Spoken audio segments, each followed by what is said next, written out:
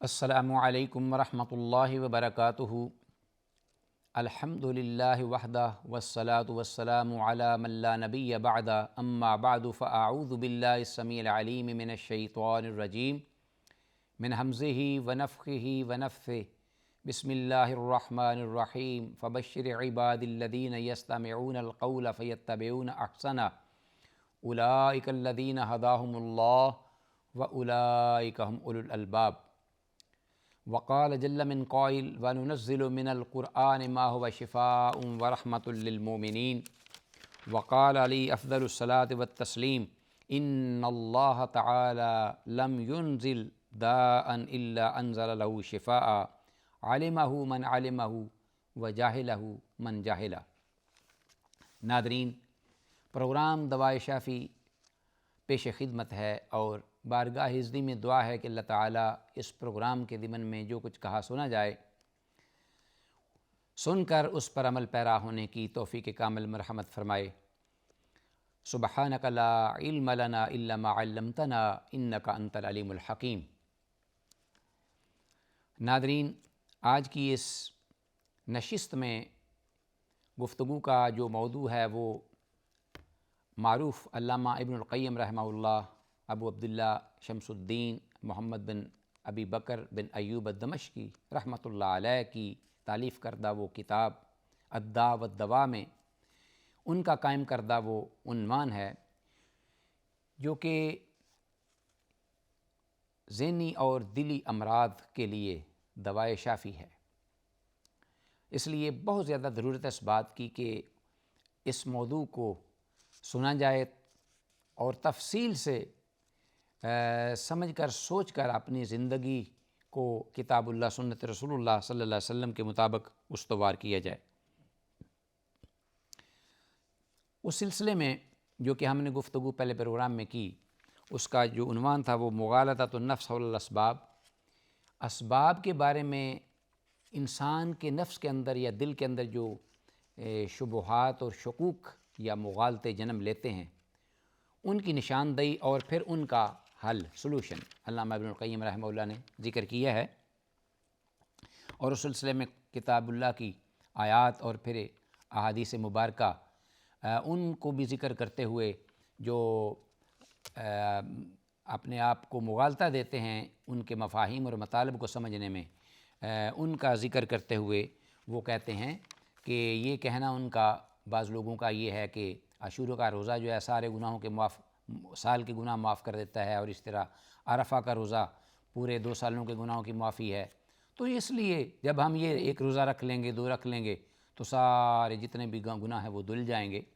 تو اس کا جواب انہوں نے دیا کہ اس سے بڑا مغالطہ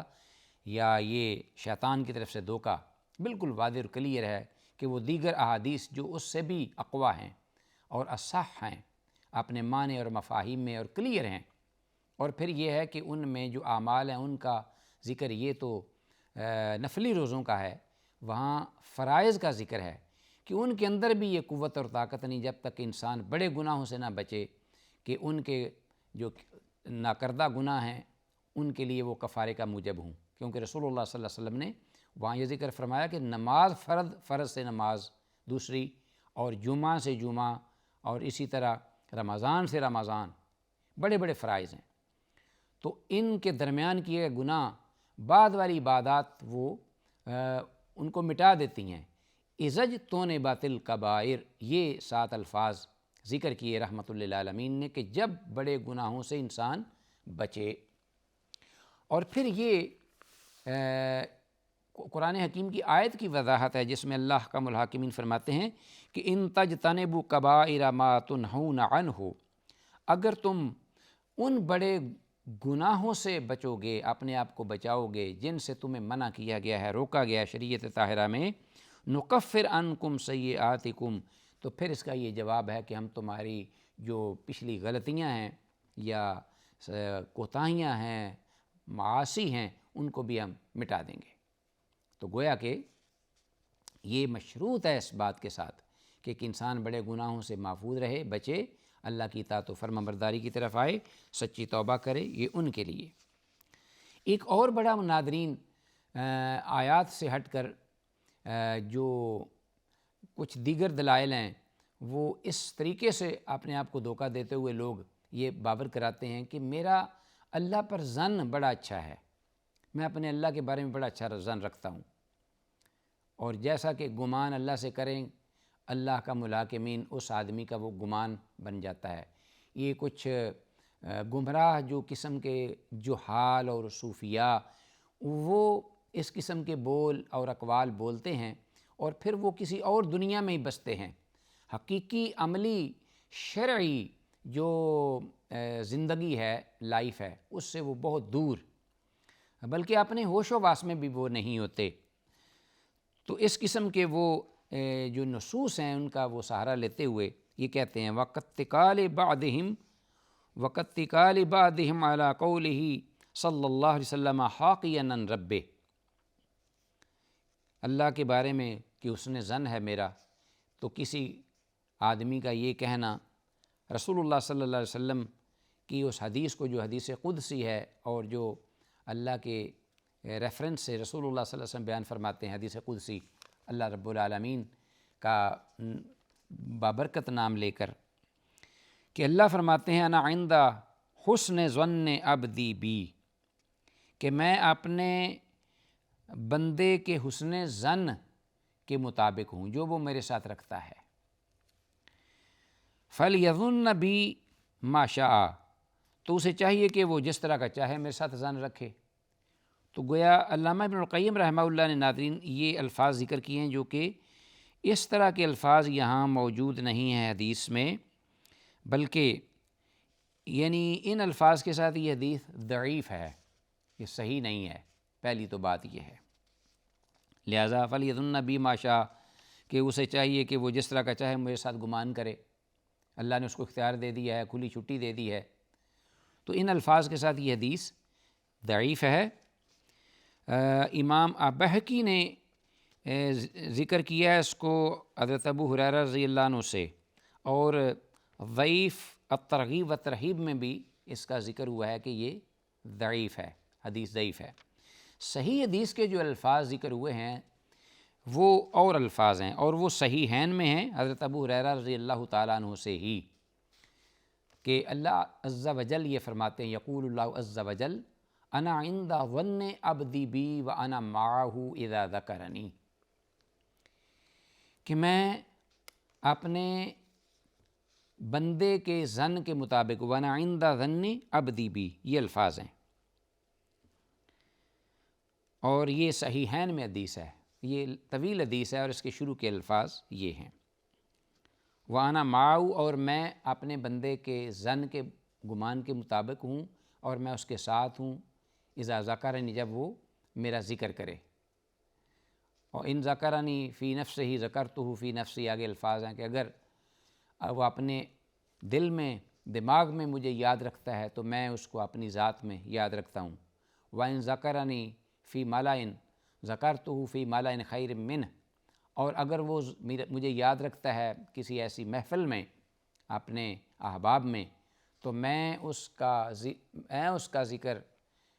کرتا ہوں اس سے کہیں بہتر محفل جو میرے پاس فرشتوں کی ہے،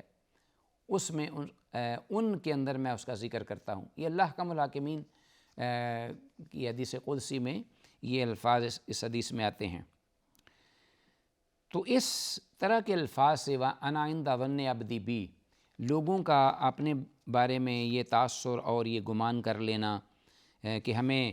اعمال میں جو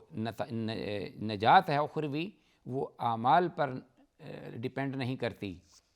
موقوف نہیں ہے، بلکہ وہ تو اللہ کے ساتھ آپ اپنا جیسا ظن ہوگا، گمان ہوگا، جیسے آپ رائے رکھتے ہیں اپنے رب کے بارے میں، اسی طرح وہ رائے جو ہے وہ اللہ اس کا گمان ہوگا، اس کے مطابق آپ کے ساتھ اللہ سلوک کرے گا۔ یہ بہت بڑا ایک مغالطہ ہے اور بہت بڑا ایک مطلب دھوکہ ہے کہ انسان کا اس نص کے بارے میں۔ تو علامہ ابن القیم رحمہ اللہ فرماتے ہیں یعنی ما کان فی ظنہ فانی فاعلہ بہ، تو جیسا اس کا طرز عمل میرے بارے میں ہے، رویہ ہے، میں اسی کے مطابق اس کے ساتھ سلوک کروں گا، یعنی اللہ کا یہ فرمانا کہنا ولا ریب ان حسن الظن انما یکون مع الاحسان۔ امام موصوف رحمہ اللہ یہاں یہ کہتے ہیں کہ یہ بالکل غلط ہے، اس لیے کہ حسن ظن جو ہے اپنے پروردگار کے بارے میں کہ میں رکھتا ہوں حسن ظن، اور جیسا میں حسن ظن رکھوں گا اللہ وہی میرا اسی طرح کے ساتھ معاملہ کرے گا۔ تو وہ فرماتے ہیں کہ یہ تب ہی ہو سکتا ہے جب نیک اعمال کیے جائیں۔ حسن ظن موقوف ہے، ڈیپینڈ کرتا ہے اعمال صالحہ پر، نیک اطاعت گزاری، فرمانبرداری اور تقوی پرہیزگاری پر، ایمان پر۔ فإن المحسن حسن الظن بربه أنه يجازيه على إحسانه ولا يخلف وعده۔ جو نیکی کرنے والا ہے، اعمال صالحہ کا خوگر، صاحب ایمان، متقی پرہیزگار شخص، وہ اپنے پروردگار پر یہ گمان رکھتا ہے کہ میں جو بھی عمل کر رہا ہوں اللہ کی اطاعت و فرمانبرداری میں، اللہ اس پہ راضی ہوگا، اور اسی رضا کی بنیاد پر میں اپنے اور اطاعت پر اپنے رب سے یہ امید رکھتا ہوں، یہ اچھا گمان رکھتا ہوں کہ اللہ مجھے اس کا اجر و ثواب دیں گے، جیسا کہ میرے اللہ نے کلام الہی میں اپنے پاک اور سچے سچے کلام میں فرمایا ہے کہ اللہ اپنے وعدے کے خلاف نہیں کرتا۔ اور وہ جیسے آیات ان اللہ لا یضیع اجر المحسنین، کہ بے شک اللہ محسنین کا اجر ضائع نہیں کرتے۔ تو یہ بھی اللہ کا وعدہ ہے کہ احسان کرنے والوں کا اللہ اجر ضائع نہیں کریں گے، اور جو احسان نہیں کرے گا اس کا اجر ہے ہی نہیں ہے۔ یہ بالکل ڈیفینیٹلی یعنی کلیئر دین سن بات ہے یہ۔ تو وہ یہ گمان محسن کا ہو سکتا ہے۔ علامہ موصوفی رحمہ اللہ فرماتے ہیں وَأَنَّهُ يَقْبَلُ تَوْبَتَهُ، اور اسی طرح جو اللہ کی بارگاہ میں سچی گناہ کر کے توبہ کرے گا تو اللہ کا وعدہ ہے کہ وہ اللہ اس بندے کی سچی توبہ قبول کرے گا۔ یہ بندے کا توبہ کرنے کے بعد اپنے رب کے ساتھ یہ گمان اور یہ حسن ظن پیدا ہوتا ہے، پہلے نہیں ہوتا۔ گناہ کرتا جا رہا ہے سیاکاریاں اور نافرمانیاں، فساد اور پھر خون ریزی اور جو بھی گناہ ہیں، اور توبہ نہیں کی، نہ اسے باز آیا، نہ رکا، نہ خوف، نہ اللہ کی طرف رجوع، تو پھر ساتھ ہی انہی نافرمانیوں میں اور فسق و فجور کی زندگی میں وہ اپنے رب پر اچھا گمان کر لے کہ میرا اپنے رب پر بڑا اچھا گمان ہے۔ گویا اچھا گمان ہونا بھی ایک نیکی ہے، اور نیکی یہ اس وقت جنم لے گی جب اس کے پیچھے اطاعت ہو، ایمان ہو، فرما برداری ہو۔ تو جب یہ سچی توبہ کرے گا تو اس وقت اس کا گمان یہ ہونا چاہیے اپنے اللہ پر کہ میرے اللہ نے یہ جو مجھے فرمایا ہے اپنے بندے کے حق میں کہ میں اپنے گناہ گار بندے کی سچی توبہ قبول کرتا ہوں، اور یہ توبہ اس وقت تک قبول کرتا ہے اللہ، ان اللہ یقبل توبۃ العبد ما لم یغرغر، کہ جب تک جان ہنسلی تک نہیں پہنچ پاتی اللہ اپنے بندے کی توبہ قبول کرتے رہتے ہیں، گناہوں کی جو جب رجوع کرتا ہے اپنے مولا کی طرف تو اللہ اس بندے کی توبہ قبول کرتے ہیں، اس کو معافی دیتے ہیں، اسے درگزر کرتے رہتے ہیں جب تک کہ وہ اس زندگی کو ہار نہیں جاتا۔ تو یہ گمان جو ہے اپنے بندے کا اپنے رب کے بارے میں، یہ گمان ہے اس توبہ سچی کے بعد اور گناہوں سے کنارہ کشی کرنے کے بعد، نیکی کی طرف آنے کے بعد، نافرمانی سے اطاعت و فرما برداری کی طرف آنے کے بعد، یہ اس وقت حسن ظن قائم ہوگا۔ اور ساتھ ہی فرماتے ہیں کہ وَأَمَّا الْمُسِيءُ الْمُصِرُّ عَلَى الْكَبَائِرِ وَالظُّلْمِ وَالْمُخَالَفَاتِ فَإِنَّ وَحْشَةَ الْمَعَاصِي وَالظُّلْمِ وَالْحَرَامِ تَمْنَعُهُ مِنْ حُسْنِ الظَّنِّ بِرَبِّهِ۔ کتنی عمدہ بات کہی، کہتے ہیں کہ جو گناہوں پر، بڑے ظلم و ستم پر اور اللہ کی جو احکام کی دھجیاں اڑا رہا ہے وہ اس پر مصر ہے، اس سے توبہ نہیں کر رہا، باز نہیں آ رہا، تو ان گناہوں کی جو وحشت ہے، خوف، اور ان کی جو اپنا نحوست ہے، بے برکتی ہے، ظلم کی، حرام کاموں کی، وہ کبھی بھی اس کو اجازت نہیں دے گی کہ ان چیزوں کے ہوتے ہوئے وہ اپنے پروردگار رحیم و کریم کے کرم کے بارے میں حسن ظن رکھے۔ حسن ظن کی اسے کبھی توفیق نہ ہوگی اور نہ ہی وہ حسن ظن رکھے گا۔ وَهَذَا مَوْجُودٌ فِي الشَّاهِدِ فَإِنَّ الْعَبْدَ الْعَابِقَ الْمُسِيءُ الْخَارِجُ عَنْ طَاعَةِ سَيِّدِهِ لَا يُحْسِنُ الظَّنَّ بِهِ۔ کہتے ہیں کہ بالکل بات ہمارے معاشرے میں عملی زندگی میں یہ طے شدہ ہے اور بالکل انڈرسٹوڈ ہے کہ ایک خادم یا ایک ملازم اپنے آقا سے بھاگ کر اس کے کام سے چوری چھپے کہیں روپوش ہو جاتا ہے، بھاگ جاتا ہے، پھر یہ ہے کہ وہ اپنا اس کام کا اجر بھی اپنے ساتھ لے جاتا ہے، وہ واپس نہیں آتا اور نہ ہی کام پہ آ کر کام کرتا ہے، تو جو اس کا مالک اور آقا ہوگا اس پہ ظاہر ہے خوش تو نہیں ہوگا، ناراض ہوگا، غضبناک ہوگا، اور ممکن ہے کہ اس کو پکڑنے کے لیے وہ کئی ایک اس نے انتظام کیے ہوں کہ ان کو پابند سلاسل کر کے میرے پاس لایا جائے اور میں اس کو سزا دوں،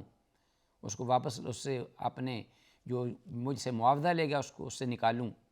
اس کو سزا دوں۔ تو اس بات پر کیا وہ جو بھاگنے والا غلام ہے جو چوری چھپے اس کا مال بھی لے گیا ہے اور اس کا کام بھی نہیں کر پا رہا، کیا اس کا اس اپنے مالک کے بارے میں حسن ظن ہو سکتا ہے؟ ہم اپنی اس عملی زندگی میں ذرا سوچئے کہ ایک مخلوق کا مخلوق کے ساتھ جو رویہ ہے وہ کیا ہے، وہ میں کیا بتاتا ہے۔ تو خالق حقیقی جو ہے وہ اس کے بارے میں یہ جھوٹا گمان اور جھوٹی امیدیں وابستہ کر کے اور ظنون اپنے آپ کو تسلی اور تشفی دینا، یہ اس ذات کی بے ادبی اور بہت بڑی گستاخی ہے۔ اسی لیے علامہ ابن القیم فرماتے ہیں کہ وَلَا يُجَامِعُ وَحْشَةَ الْإِحْسَانَ الظَّنِّ أَبَدًا، کہ گناہوں کی وحشت حسن ظن کے ساتھ کبھی بھی جمع نہیں ہو سکتی۔ فَإِنَّ الْمُسِيءَ مُسْتَوْحِشٌ بِقَدْرِ إِسَاءَتِهِ وَأَحْسَنُ النَّاسِ ظَنًّا بِرَبِّهِ وَأَتْبَاعُهُمْ لَهُ، اور جو کہ گناہ گار شخص ہے اپنے رب کا باغی، وہ وحشت زدہ ہے اور وحشت کی وجہ سے وہ اپنا اس پر حسن ظن نہیں رکھ پاتا۔ اسی لیے جو حسن ظن رکھنے والا شخص ہے وہ اپنے پروردگار کا مطیع اور فرمان بردار ہے، اور اطاعت و فرمان برداری کے مطابق ہی وہ اپنے رب پر اپنا حسن ظن بھی رکھے گا۔ جیسے کہا جاتا ہے حسن ظن من حسن العبادہ، اچھا گمان اچھی عبادت سے یہ جنم لیتا ہے، واضح ہوتا ہے۔ اور یہ بھی کہا جاتا ہے کہ وَلَوْ كَانَ حُبُّكَ صَادِقًا لَأَطَعْتَهُ، اگر تیری محبت سچی ہوتی، اپنے پروردگار کے ساتھ تعلق صحیح ہو، سچا ہو، تو اس کا تابع دار و فرما بردار ہوتا۔ اس لیے کہ لِأَنَّ الْمُحِبَّ لِمَنْ يُحِبُّ مُطِيعُ، محبت کرنے والا جو ہے سچا، وہ جس سے محبت کرتا ہے اس کا وہ اطاعت گزار و فرما بردار ہوتا ہے، نافرمان نہیں ہوتا۔ ناظرین، جو کچھ کہا سنا ہے اس پروگرام میں، اللہ کی بارگاہ میں دعا ہے کہ اللہ تعالی ہماری عملی زندگی میں ان تعلیمات کو سمجھ کر ان پر عمل پیرا ہونے کی توفیق عطا فرمائے۔ وآخر دعوانا ان الحمد للہ رب العالمین۔ السلام علیکم ورحمۃ اللہ وبرکاتہ۔